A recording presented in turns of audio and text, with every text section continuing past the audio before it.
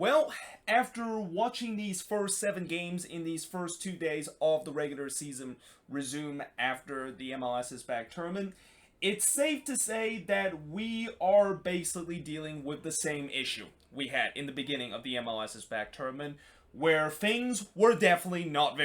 very good, and that there were a lot of low scoring game, and that in fact almost half of these 7 games actually ended in a nil-nil result. And it's kind of just tells you that even though for some of these teams they might have not played in 2 to 3 weeks, or in some cases these teams have played a game already, but they only had a 3 day rest to kind of recover from it. It just shows you that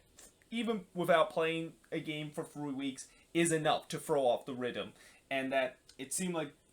for most of these teams they definitely didn't rediscover that rhythm that they had during the MLS's back tournament. And you got to also keep in mind that for most of these players, even though they have been through that MLS's back tournament, playing behind closed door and playing in a game where there's no atmosphere whatsoever, this is really the first time that they get to play in their home stadium, and playing in a home stadium with nobody watching and just no fan atmosphere is even more weirder than playing in a soccer complex where there's no fans attending, because at least in the soccer complex it kind of feels just like a training session, whereas playing in your home stadium with nobody watching and no fans in the stands, that's probably the first time that either of these teams have been able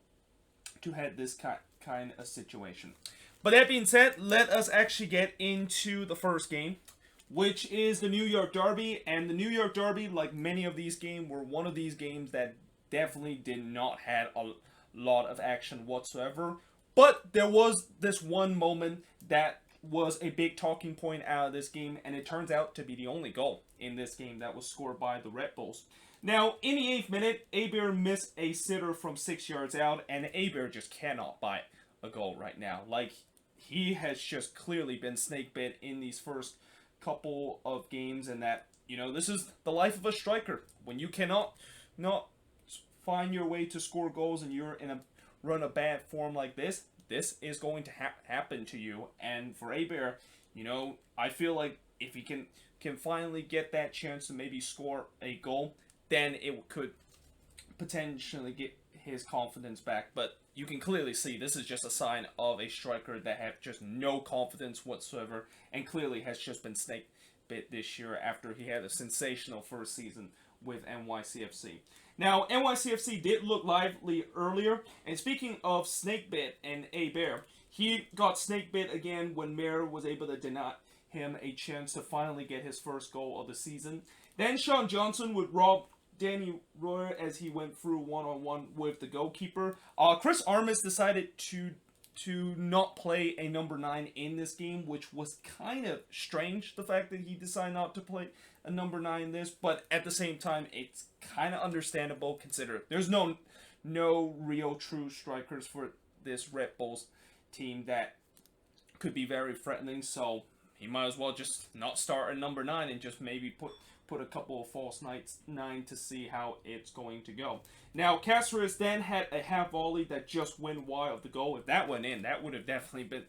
a contention for goal of the week. In the second half, it was the Red Bulls' turn to really start to control the game early. And then this is where the controversy began, because in the 60th minute, Duncan turns out to score the only goal of this game, but this was probably one of the weirdest goals and one of the weirdest moments I've ever seen in an MLS game, because when Duncan shoot that one from about 25 yards out, it wasn't a very strong effort, and I thought Sean Johnson could easily just catch that, except he did not. He decided to fumble that catch, and as the ball was bouncing into the net, he was trying to save that one so that the ball doesn't cross over the line. And originally they said that Sean Johnson just saved that ball from crossing over the line, but they look at VAR and they decided to overturn the call. And again, I see that play a couple of times, and that it's very hard to tell whether or not if that ball was over the line or not. And then in some way I would say that was a situation where it's kind of in that gray area where you could say that looked like that ball just barely touched the latter part of the line. And remember, if there is a situation like that where if the ball is not completely over the line, then I think that goal probably shouldn't have counted. That, in other words, I feel like that was very inconclusive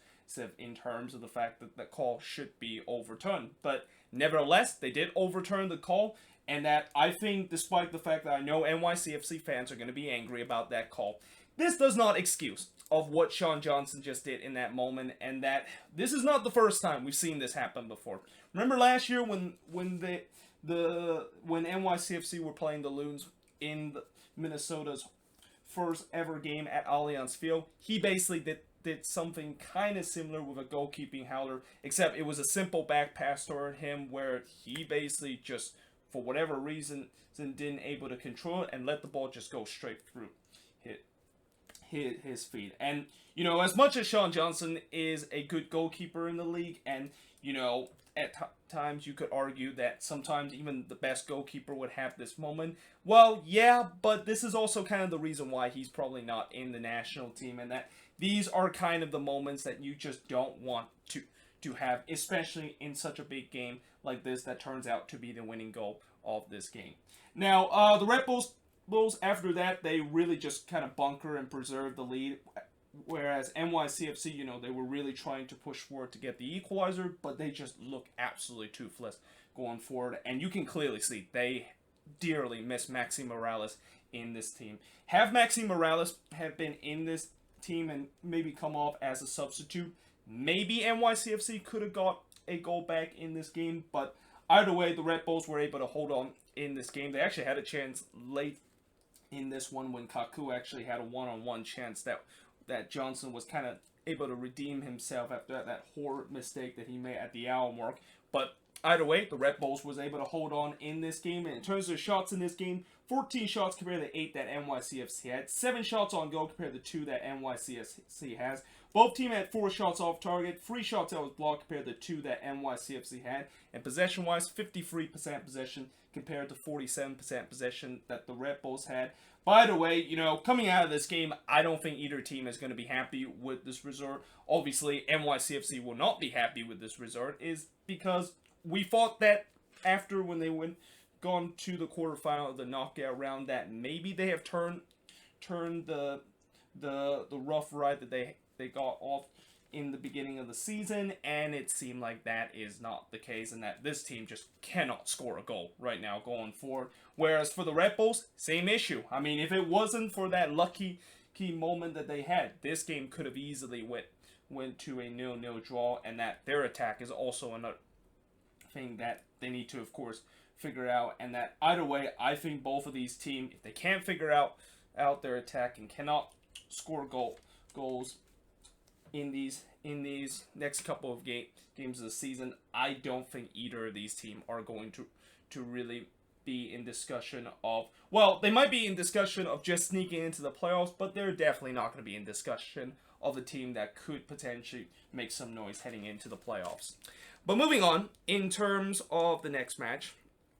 is the first 0-0 resort and the first of 3 0-0 resort that we saw this week between the Revs versus the Union. Although this was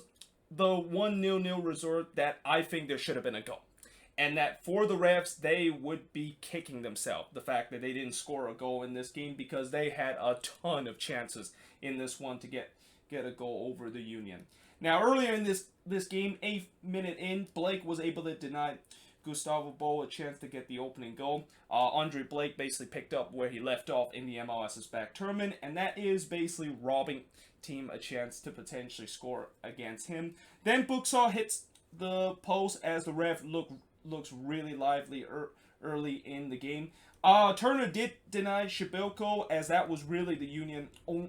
first chance of the first half, and really the only chance that they had in the first half, because the Revs absolutely dominated that first half, and yet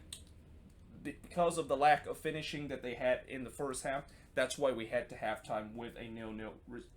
0-0 score. Now, in the second half, I thought the Union did kind of start to wake up a little bit, and Turner had to be called upon against when he denied Real after he almost scored another goal that could have been in contention of goal of the week from about 26 yards out off of a volley. Again, the Union started to get more chances than they ever had in this game, but as we get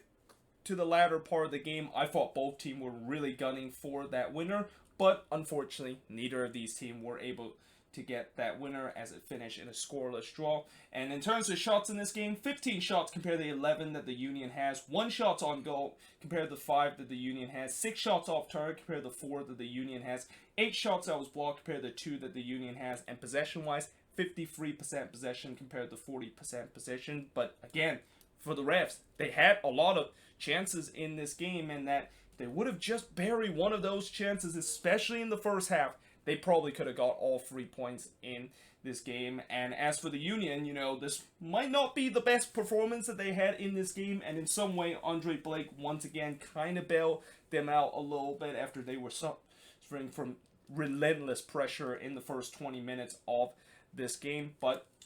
they were able to grind out a good row point, despite the fact that they're not at their best. But now, moving on, in terms of the next match, is Columbus versus Chicago. Now, this game, we all expect Columbus to just steamroll Chicago in this game. And on the scoreline, it looked like they did exactly that as the Crew was able to get a 3-0 victory against the Chicago Fire. However, I feel like if you actually watch this game, you would realize that Chicago actually had moments in the game. And if they would have took their moments in this game, this could have been a different scoreline than the 3-0 resort that Columbus was able to get. And one of their first big moments came in the 16th minute when Frankowski unfortunately missed a big chance from 10 yards out to put Chicago up 1-0. Like, he was basically wide open near the penalty box. And I know Frankowski is a defender, and usually, if you're a defender at that moment and you miss that chance, it's not really a big deal. But the problem is, 3 minutes later, that would actually turns out to be costly, because Etienne would score from Valenzuela to give the Crew a 1-0 lead, and that Chicago basically just went from 3 minutes of taking the first goal to basically concede one just after that, and that has to be very frustrating if you are a Fire fan. Now, to be fair, Chicago did do a good job to kind of rebound, and they, again, had some moments late in or throughout the first half to potentially get the equalizer, but there's just no end product to be shown for. And then in the latter part of the first half, it looked like Columbus had a chance to get their second goal when Shuttleworth was able to deny Luis Diaz there to basically stay this one at 1-0. Then it looked like it could definitely been a 2-0 lead for Columbus after Madron would brought down one of the Columbus player. I believe it was Diaz that was brought down in the box. So Zardes had a chance to score a penalty, and we've seen that throughout the tournament. He is a clinical goal scored in terms of the penalty spot, but not this time. He absolutely skied this one, and I like how the announcer during that moment said that he basically skied that one to Cleveland. Like, I don't even think that one actually skied to Cleveland. That one might have actually skied all the way back to Soldier Field in Chicago with the way that he just completely puts it over the bar. And certainly one of the worst penalty I've seen throughout this season in MLS and even in the tournament. Now, in the second half, again, Chicago continued to have moments to equalize and continued to have chances to knock on the Columbus door and maybe get that tying goal, but unfortunately in the 80th minute, that hope of the equalizer were all dashed, and it was all dashed because of what would probably not just the goal of the week contention, but maybe goal of the year contention, as Darlington Nagbe absolutely hit a golazo from about 26 yards out. And if you haven't seen this goal, you should of course watch that. Like, this was something looked like from FIFA with the way that he was able to hit the ball up to near his chest and then just whacks that one on the volley from about 26 yards out. It just doesn't get any better than what Nagbe did in this moment. And not only the fact that of course gives the Crew the 2-0 lead, but it was really a backbreaker for the Chicago Fire, and they really kind of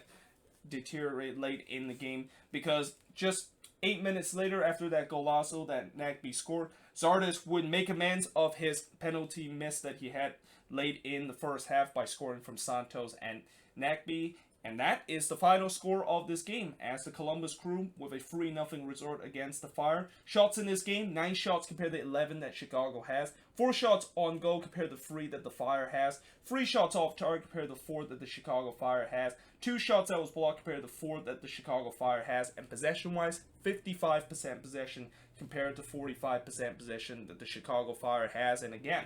you know, throughout this game, the Fire had their moment to potentially get something out of this one, but when you play against a bigger team, and I know this is going to be kind of a cliche, but when you do that and you don't take away your chances, you are going to eventually going to get punished, and Chicago basically find out the hard way in this game. But yeah, moving on, in terms of the next match, boy oh boy, this was a frustrating match. I mean, this was probably one of the more infuriating game that I've seen Minnesota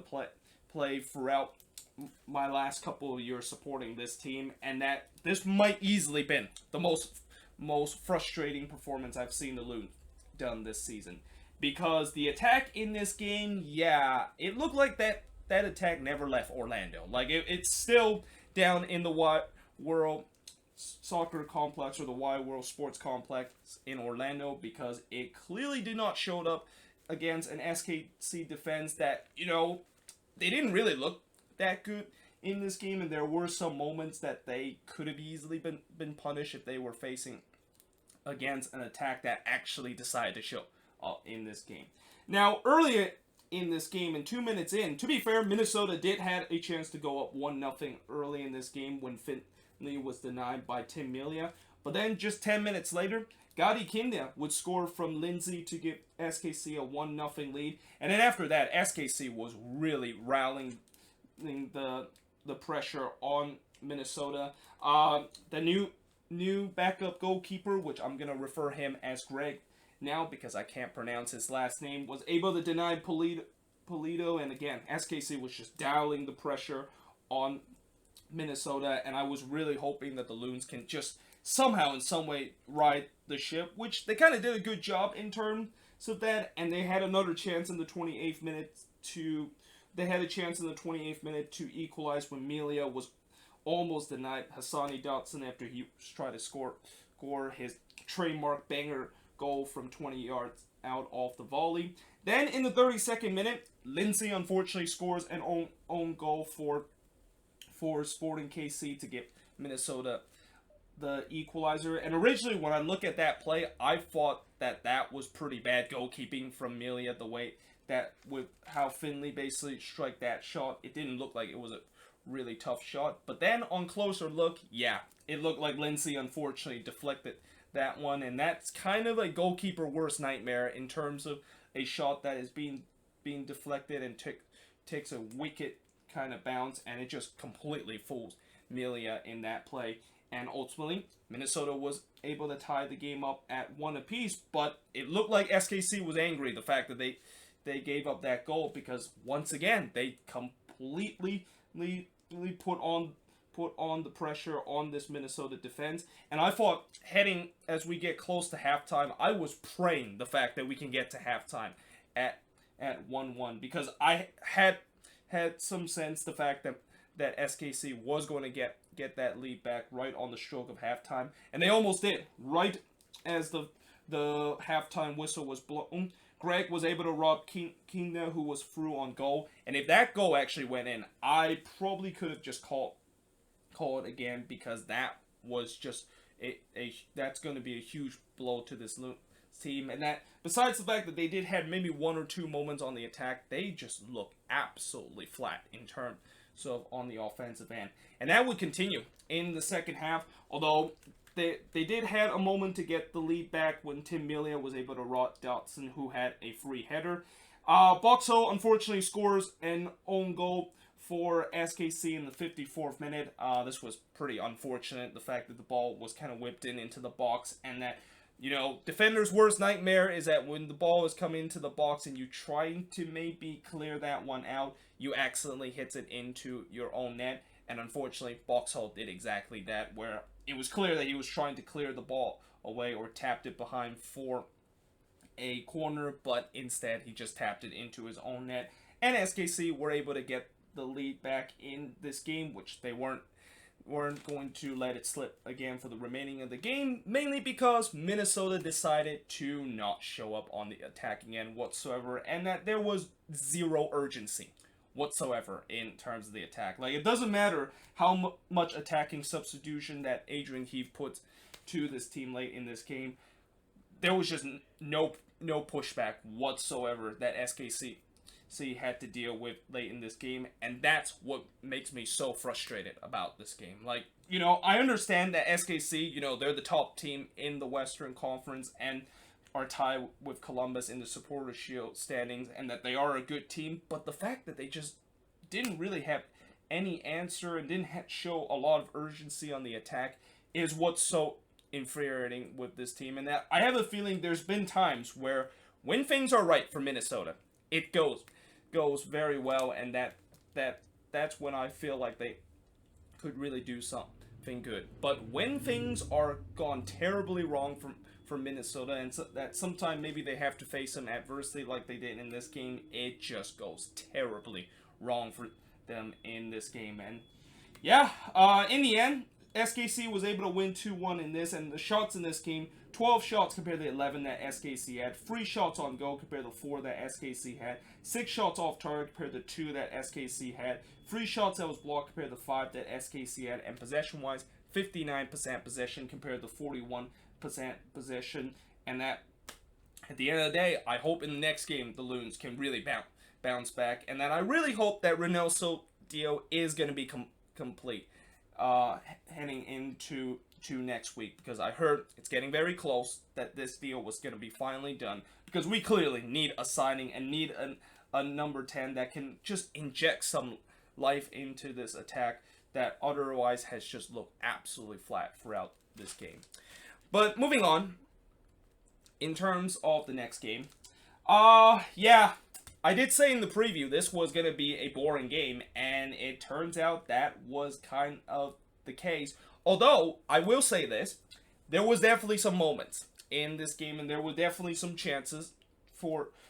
either of these teams to score a goal. And for DC United, most of those chances came in the first 20 minutes of the first half. When 7 minutes into this game, Donovan Pines unfortunately had a free header that was denied by the post. A lot of chances for DC United, but no finishing product, and also good goalkeeping from Teton. And, early on, I thought Cincinnati was kind of doing their usual bend but not break kind of defense and just kind of sit back and absorb all the pressure. But at the same time, I also thought that they were playing a little bit too deep, and that in some way they were just getting pinned back in the first 30 minutes of this game, and it was just a matter of time when DC was able to get that opening goal. But again, the reason why DC didn't get that opening goal is because they had no finishing product whatsoever, which kind of just summarized this team in terms of this season. Now, after that 30-minute mark, Cincinnati did started to have some possession, and I guess maybe Jaap Stam saw how his team was just getting absolutely blitzed in their own half, and just kind of asked his guys to just calm down a little bit and actually have some possession and just kind of hold the ball a little bit and not lose it. And then in the second half, they kind of did the exact same thing, although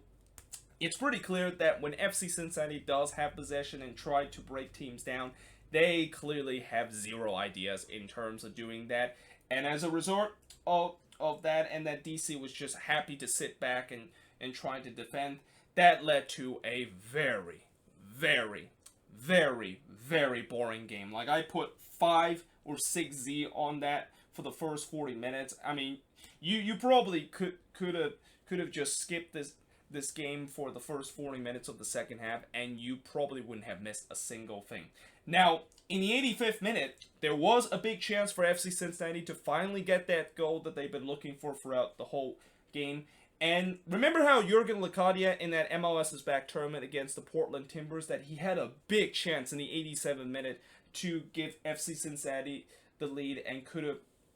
absolutely just turned the game on its head. Well, he of course weren't able to take his chances in that game, and here in this one he had another one that could have been a big chance to really steal the 3 points for FC Cincinnati, but unfortunately the post denied him that, as he of course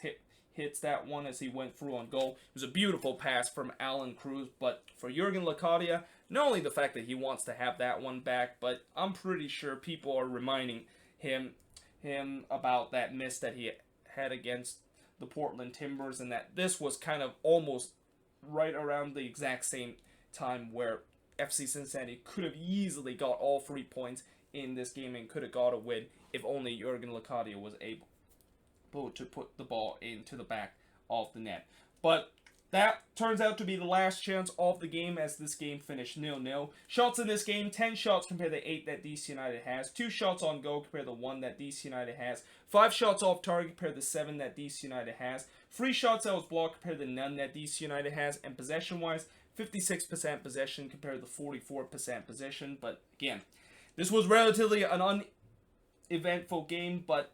as I said in the preview, it was kind of expected with the way that both of these teams kind of struggle in terms of scoring goals and that they can't find any clinical finishing. And as a result, you're going to get one of these games that unfortunately finished 0-0. And even if both of these teams are in mid-season form, I have a feeling this could have been a 0-0 resort too, with the way that neither of these teams can finish their chances. Speaking of teams that cannot finish their chances, the next game also was a 0-0 draw. And this one was in some way kind of similar to the FC Cincinnati versus DC United game, where really there was not much that has happened. Although the only difference is one team did have more shots in terms of the stats category, but most of those shots were very kind of weak shot and very savable shots that the Dallas goalkeeper could have easily dealt with. And don't let the stats distract you, the fact that even though Houston had 6 shots on goal in this, again, most of those shots, which is kind of a roller shot that Jimmy Maurer could have easily just catch it, even though he is not in his best form. Now, in the first half, and for the first 20 minutes, I thought Houston looked like they were the better side early in this game, and that they were definitely the more likely team to get the first goal. But either way, for the first 25 minutes, there wasn't really a lot of chances for either team to get the opening goal. The best chance came in the 28th minute when Mao denied Ramirez a chance to give the Dynamo a 1-0 lead. But we had to halftime scoreless between both of these teams. Now in the second half, it was Dallas, the one that actually looked like they were the better side. And whatever Luchi Gonzalez said at halftime, he definitely up the team in the second half, because they definitely looked much better than what they did in the first half, which they weren't really in the game, and that they were kind of second best. But again, it's the same story where neither team really looked like they were good enough going forward on the attack. And I also thought the hot Texas weather, clearly it started to tire out both of these teams late in the game. Like, again, anytime when you are playing a game in Houston, and especially in August, and even though this is a night game, you know that fitness is going to be a huge issue. And especially the Dynamo, they haven't played in over a month about a month coming into this game, and Dallas just played a tough game against Nashville. This was going to be a game where fitness is going to be an issue for both of these teams, and you can clearly see in the last 20 minutes that both of these teams want to just get the heck out of this game with a point, so that they can of course build things up toward the very next game, which is exactly what they did, as it finished 0-0 between both of these teams. Shots in this game, 17 shots compared to 7 that Dallas had, 6 shots on goal compared to 1 that Dallas has, 5 shots off target compared to 4 that Dallas had, 6 shots that was blocked compared to 2 that Dallas had, and possession-wise, 57% possession compared to 43% possession. That being said, I am now going to switch the boards and look at the last game that I get to look in terms of this review for the Thursday and Friday game of the MLS regular season restarting. So the last game to review in this video is the rematch of Tuesday matchup between Toronto FC versus the Vancouver Whitecaps. And I will say this for the Whitecaps, at least they were in this game for a majority part of it, and that at least in this game they look more defensive orientated than they were on Tuesday night when their defense just completely ripped to shit by this TFC attack. That being said, their attack once again went missing in this game, and that it just looked absolutely dreadful throughout this game, and that you didn't think that they were going to get a goal, even though they were still in this game for majority parts of it. Now, in the 11th minute, Thomas Hassel was able to rob Ariel with an incredible cat-like reflex save in the back post, but it turns out that was a warning shot for the Vancouver Whitecaps, because 3 minutes later, Richie Laryea would score for Alejandro Pozuelo to give TFC the 1-0 lead, and that turns out to be the winning goal of tonight's game. And that after that, TFC basically just took completely control in this game, and that it looked like exactly the same thing we saw on Tuesday night, where the Whitecaps was just being pinned back and not even attempt to try to play it out, while TFC was just putting relentless pressure in terms of getting that second goal. But as we head into the end of the first half, it was still a 1-0 game in favor of Toronto. Now, in the second half, just like Tuesday night game, I thought the Whitecaps looked lively in the first 5 minutes of the game, but the only difference is they didn't really had a big chance like they did on Tuesday night when Cavallini, of course, went one-on-one with Westberg, but Westberg was able to save that shot. But after that, it just feel like both teams look absolutely tired, and that they really want this game to be over, and that really this game for the last 30 minutes really started to drag on, and this has a lot to do with the fact that both of these teams have only had a 3-day rest coming into this one, and that it just feel like TFC was just comfortable. The fact that they were able to just hold on to this 1-0 lead, because they know the Vancouver Whitecaps had no attacking threat whatsoever going forward on the attack. And you can clearly see that they were just being casual and just kind of having a stroll out there, because in the 88th minute, Pozuelo had a chance to make it 2-0 and pretty much put this game away, but instead he just casually chipped that one over the bar from 4 yards out. And if Pozuelo wasn't being very casual and that TFC was actually in a mindset of scoring more goals, he absolutely would have buried that one into the back of the net. And that, in some way, I was kind of frustrated the fact that Pozuelo decided to do that, because in some way, this not only was kind of a little bit of a disrespect shown to the Vancouver Whitecaps, knowing the fact that they ain't going to come back from this game, but you never know. Like, even though when a team don't have like a lot of chance like what the Whitecaps had throughout this game, it only takes one lucky bounce or one bad mistake by that TFC defense, and we know this TFC defense have a history of making bad mistakes late in the game, and all of a sudden the Whitecaps could have equalized in this game. Now, thankfully for Toronto, it didn't happen in this game, and that eventually they were able to hold on to a 1-0 victory. But this is something that I'm pretty sure Greg Vanney would not be happy with his squad just kind of casually sees out this game, and the fact that if they were playing against a better opponent, this is going to be a thing that is going to kill them, and that most likely that the other team are able to eventually find a way to get an equalizer, and that this could be a completely different game. And by the way, with this win, Toronto is now able to extend their unbeaten run in the regular season to 17 games, and they're really closing in terms of the record for the most game unbeaten in MLS history. But the reason why there hasn't really been a lot of attention in that, I was kind of surprised to kind of first to hear that they actually have been unbeaten in 16 regular season game, is because most of those games that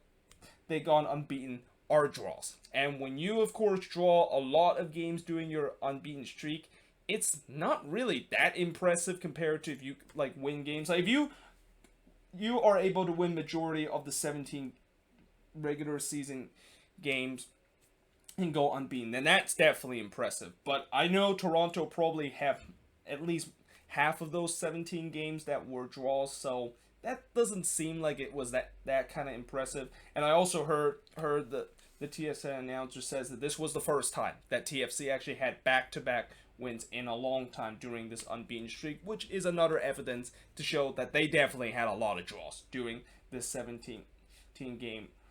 unbeaten streak that they have. But either way, in terms of shots in this game, 14 shots compared to 6 that Vancouver has, 8 shots on goal compared to 1 that the Whitecaps had, 5 shots off target compared to 1 that the Whitecaps had, 1 shot that was blocked compared to 4 that the Whitecaps had, and possession-wise, 67% possession compared to 33% possession. And, you know, for the Whitecaps, again, as much as I want to kind of give some good news, the fact that they only gave up 1 goal, and at least they were in this game for majority part of it,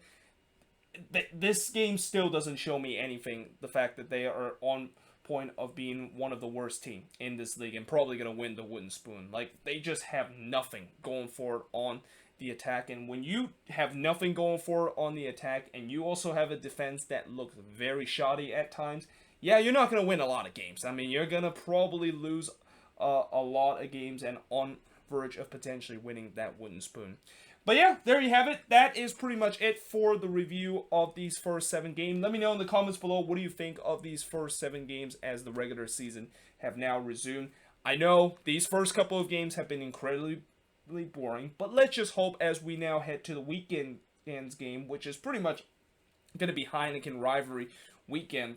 for the rest of these games, because most of these games are going to be rivalry game. Let's just hope things are going to improve. And especially the fact that I think the next game is going to be El Tráfico. That's going to be happening 3 o'clock my time, 6 o'clock Eastern time tomorrow. I expect there should be more goals in that game because of the fact that El Tráfico always is a game that delivers goals. So, yeah, with that being said, hope you guys enjoyed this video. If you do, make sure you guys leave a like, smash the subscribe button, and yeah, I, of course, will see you guys next time.